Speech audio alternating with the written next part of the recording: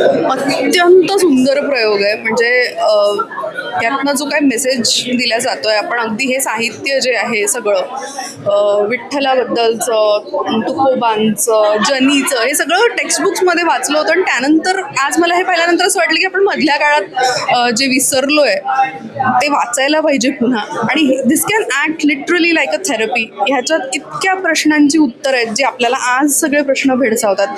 त्या प्रश्नांची उत्तरं आपल्याला नितांत सुंदर ह्या प्रयोगातून मिळू शकतात. सगळ्यांनी कामं खूप सुंदर केली आहेत. सो नक्की आवर्जून बघा.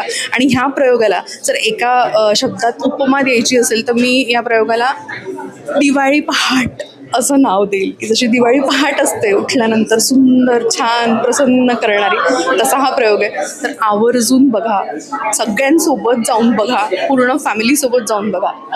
का रुसली रखुमाई.